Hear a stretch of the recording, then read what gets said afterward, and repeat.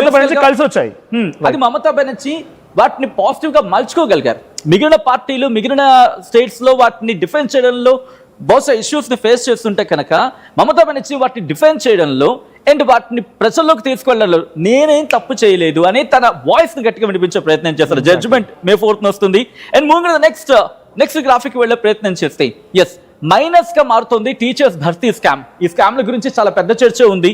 And RG Kar hospital ఘటన, ఈ రెండు కనుక గట్టిగా ఈ ఫ్యాక్టర్స్ రెండు పనిచేస్తే బహుశా అది మమతా బెనర్జీకి దెబ్బ కొట్టచ్చు. ఎందుకంటే ఆర్జికర్ హాస్పిటల్ కి సంబంధించి ఘటనలు బాధితురాలి తల్లికి టికెట్ ఇచ్చారు, ఆమె వాయిస్ కనుక గట్టిగా వెళ్ళుంటే అది ఇంపాక్ట్ చూపిస్తుంది. అది ఏ మేరకు ఇంపాక్ట్ చూపించచ్చు, ఎన్ని సీట్ల మీద ఇంపాక్ట్ చూపించచ్చు అనేది మాత్రం కాస్త ఇంట్రెస్టింగ్ గా మారుతుంది. ఆ తర్వాత 15 ఏళ్ల పాలనపై వ్యతిరేకత, ఆబ్వియస్లీ మొత్తం 3 సార్లు యాంటీ ఇన్కంబెన్సీ ఫ్యాక్టర్ అనేది ఎక్కడో చోట ఏదో విధంగా పనిచేస్తూ ఉంటుంది. అండ్ ఈ 15 ఏళ్ల పాలన, ఈ యాంటీ ఇన్కంబెన్సీ, ఒక్క విషయం మాత్రం ఇక్కడ చెప్పుకోవాలి, బెంగాలీలు మాత్రం ఇస్తే సాధారణంగా ఏమంటూ ఉంటారంటే కొట్టి గట్టి కొడతారని చెప్పి, అంటే ఎవరికి కొంచెం ఇస్తే హై మెజారిటీ ఇచ్చేస్తారు, లేదా అసలు ఇవ్వరు. జగా జ్యోతి బస్సు నుంచి తీసుకున్న ఈరోజు మమతా బెనర్జీ వరకు చూసుకుంటే ఇదే సిచ్యువేషన్. దాదాపు 40 ఏళ్ళు కావచ్చు, లేకపోతే 15 ఏళ్ళు కావచ్చు, సో ఇచ్చేస్తే ఒకసారి ఇచ్చేస్తారు. సో ఇప్పుడు ఆ ట్రాన్సిషన్ ఏమైనా జరిగే ట్రాన్స్ఫర్మేషన్ పీరియడ్ ఏమైనా ఉందా మమతా బెనర్జీ నుంచి ఇటు సువేందు అధికారికి ఇస్తారా లేదా, బిగ్గెస్ట్ క్వశ్చన్ మార్క్. ఆ తర్వాత కంటిన్యూ చేస్తే ఇక టీఎంసీకి సంప్రదాయ ఓట్లకు బీజేపీ గండి అని చెప్పి మాట్లాడుకుంటున్న క్రమం ఇది. అలాగే సొంత పార్టీలోనే తీవ్ర అసమ్మతి ఉంది మమతా బెనర్జీ విషయం అనేది వినిపించమాట. ఇక ఈడీ సిబిఐ నిరంతర సోదాలు వీటిని మలుచుకుండా మమతా బెనర్జీ అంటే ఎస్ డెఫినెట్గా పొలిటికల్ గా వాళ్ళకు సపరేషన్ అవకాశం కూడా ఉంటుంది. బికాస్ ఈడీ సిబిఐ సోదాలు అంటే నిత్యంగా కోర్టుల వైపు కానీ వాళ్ళ మీద వచ్చినటువంటి కౌంటర్స్ కానీ రీకౌంటర్ చేయడంలో కొంత పొలిటికల్ స్ట్రాటజిక్ సపరేషన్ డెఫినెట్. ఈ ఫ్యాక్టర్ ఏమవుతుందంటే ఇప్పుడు ఈ మధ్య కాలంలో సర్వసాధారణం అయిపోయాయి కాబట్టి ఈ ఫ్యాక్టర్ ని ఎలా ఉపయోగించగలిగితే దాన్ని ఆ విధంగా వాళ్ళకి కలిసి వస్తుంది. అంటే ఈడీ సిబిఐ సోదాలు ఇండివిజువల్ ఇంపాక్ట్ చూపించదు, అవి వాళ్ళని ప్రొజెక్షన్ చేసుకుందాన్ని బట్టి వాళ్ళు ఎలివేషన్ ఇస్తూ ఉన్నాయి. ఇప్పుడు అవినీతి పరులు అవునా కాదా అనేది పొలిటీషియన్స్ విషయంలో బిగ్గెస్ట్ క్వశ్చన్ మార్క్ వేసి వాళ్ళు మాకేం చేస్తారని ఆలోచించే పనిలో పడ్డారు voters.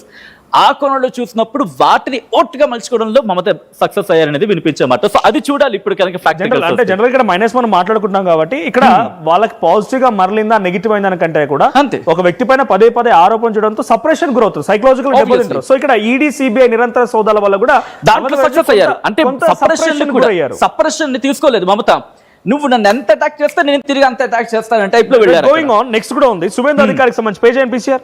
Okay move the next graphic. So Mamata బెనర్జీకి సంబంధించి పాజిటివ్స్ అండ్ నెగిటివ్స్ రెండు కూడా చాలా క్లియర్ గా విన్నారు మీరు. సో మమతా బెనర్జీకి పాజిటివ్ గా అయిన అంశాల్లో చాలా పెద్ద మొత్తంలో ఇందాక ప్రొఫెసర్ రమేష్ రెడ్డి గారు చెప్పినా, నా కొలీగ్ సచిన్ చెప్తున్నా కూడా బెంగాలీస్ వాళ్ళంతా కూడా ఒక దృఢ నిశ్చయంతో ఉంటారు. వీఆర్ ఫస్ట్, తమిళనాడు ద్రవిడియన్స్ కి కానీ కేరళలో ఉన్నటువంటి కమ్యూనిస్టులు కానీ మేం ఫస్ట్, తర్వాత ఎవరైనా గుజరాత్కి ఎందుకు అధికారం ఇవ్వాలని చెప్పి ఇందాక ప్రొఫెసర్ రమేష్ రెడ్డి గారు కొంత ఫార్మల్గా చెప్పారు. కానీ నిజంగా అక్కడ ఇంప్లిమెంటేషన్లో ఉండే అవకాశం కూడా ఉంది. ద్రవిడియన్స్ బేసిక్గా యాక్సెప్ట్ చేయరు. తమిళన్స్ దేశవ్యాప్తంగా హిందీని ఇంప్లిమెంట్ చేయాలి, 100% అమలు చేయాలని చెప్పి బీజేపీ ఎంత ప్రయత్నం చేసినా కూడా తమిళ్లోకి మాత్రం ఎంట్రీ ఇవ్వలేదు. ఏకంగా ముఖ్యమంత్రి విభేదించారు. ముఖ్యమంత్రి కుమారుడు అసలు హిందీ అంటే ఏంటి అని చెప్పి క్వశ్చన్ చేసిన పరిస్థితి.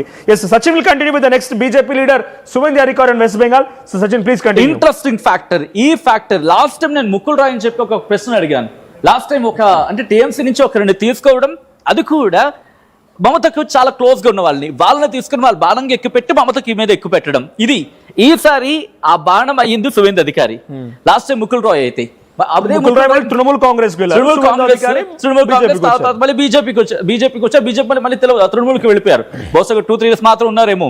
సో ఇక్కడ సువేందు అధికారి గురించి మాట్లాడుకుంటే మమతా స్కామ్లపై బీజేపీ విస్తృత ప్రచారం గురించి మాట్లాడుకునే సందర్భం అది బీజేపీకి ఇప్పుడు ఫేస్ ఆఫ్ గా, అఫ్ కోర్స్ ఫేస్ ఆఫ్ గా ఉన్నప్పటికీ ఇద్దరు మోదీ అండ్ అమిత్ షా చేశారు ప్రచారం, చాలా ఫేస్ ఆఫ్ ట్రేడ్ కండిషన్స్ లో కనిపించారు నేషనల్ ఫేస్ ఆఫ్ గా.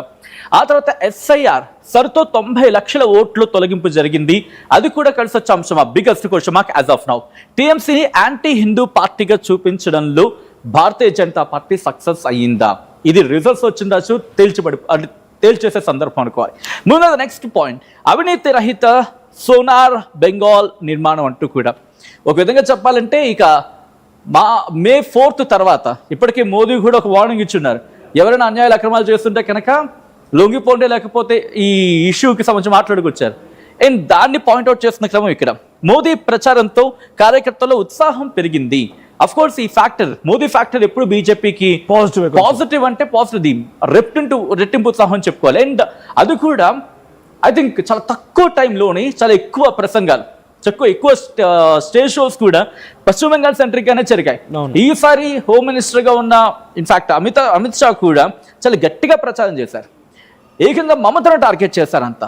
సో మమత సెంట్రిక్ గా ఈసారి అఫ్ కోర్స్ ఎప్పుడూ ఉంటాయి బెస్ట్ పశ్చిమ బెంగాల్, బట్ ఈసారి మాత్రం key factors and key issues గా మాట్లాడుకున్నప్పుడు మమతను చాలా గట్టిగా టార్గెట్. బట్ ఈసారి చూడాల్సింది ఒకటే ఒక అంశం, వాటి మీద మాట్లాడుకునే ప్రయత్నం చేద్దాం. బీజేపీలో మమత స్థాయి నేతలు లేకపోవడం ఇటు భారతీయ జనతా పార్టీకి పశ్చిమ బెంగాల్లో నెగిటివ్ గా కొడుతున్న అంశం. ఎందుకంటే ఎక్కడ బయట నుంచి వచ్చిన వాళ్ళు ప్రచారం చేస్తారనేది ఫస్ట్ నుంచి మాట్లాడుకుంటున్నారు. ఇక ప్రతిపక్ష నేతగా పెద్దగా ప్రభావం చూపని సువేందు అధికారి ఎక్కడ చాలా తక్కువగా వినిపిస్తూ ఉంటుంది.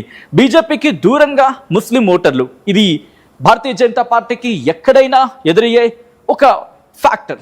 అండ్ ఇక్కడ కూడా అంతే, బట్ ఇక్కడ కొంచెం ఎక్కువగా ఉందని చెప్పుకోవాలి. ఇక భారతీయ జనతా పార్టీని బయట పార్టీగా చూస్తున్నారు బెంగాలీలు. ఇక బీజేపీకి మైనస్ గా చేప ప్రచారం, ఇవన్నీ కూడా వీళ్ళకి కాస్త బెడిసి కొడుతున్నాయి. ఇవే కాదు ఇంకా చాలా కారణాలు ఉన్నాయని చెప్పుకొని సువేందు అధికారికి సంబంధించి ఫ్యాక్టర్ గా మాట్లాడుకుంటే, బికాస్ ఆయనకు టీఎంసీ మీద గ్రిప్ ఉంది, ఇది కలిసి వచ్చే అంశం. బట్ అదే టీఎంసీకి ఈయన గుట్టు వాళ్ళ చేతుల్లో ఉంది. ఇప్పటికీ వాళ్ళ ఐపీఎస్ అని ఒక ఫ్యాక్టర్ని దించారు, దాని మీద ఏకంగా చాలా మాటలు దాడికి వెళ్ళారు. ఐపీఎస్ ఆఫీసర్ ఏంటి, ఇక్కడికి చల్చలేవేంటి అని చెప్పి ఒక ఐపీఎస్ ఆఫీసర్ని టార్గెట్ చేస్తూ మీరు ఇక్కడి నుంచి ఖాళీ చేయండి, మీరు హడావిడి చేస్తే కనుక మే 4 తర్వాత మీరు ఎక్కడి నుంచి వచ్చారు, మీరు ఎక్కడున్నా మిమ్మల్ని పట్టుకొచ్చి మరి మీరు యాక్షన్ తీసుకుంటామంటూ విస్తృత దాడికి వెళ్ళిపోతుంది టీఎంసీ. అంటే ఎక్కడ అదరటం బెదరటం లేదు, బికాస్ వి ఆర్ బెంగాలీస్, మేము ఇంతే ఇలా ఉంటాం, ఎవడేం చేసుకుంటాడో చూసుకుందాం అని లెక్కలో ఉన్నారు. ఇవన్నీ స్ట్రాంగ్ ఫ్యాక్టర్స్ కాబోతున్నాయి teams. Thank you Sachin, will continue again. So మనతో పాటు ఇంకా గెస్ట్లు కూడా ఉన్నారు, ఎండ లక్ష్మి గారు, ప్రొఫెసర్ రమేష్ రెడ్డి గారు. Will get back to again, మీరు దగ్గరికి మళ్ళీ వస్తాను, డీటెయిల్ గా మాట్లాడుకుందాం. ఇంకా 4 రాష్ట్రాలకు సంబంధించి వెస్ట్ బెంగాల్ గురించి ప్రోస్ అండ్ కాన్స్ చూసాం మనం, ఇంకా 4 రాష్ట్రాలు కూడా ఉన్నాయి. But everything is after short break. Let's take a short break.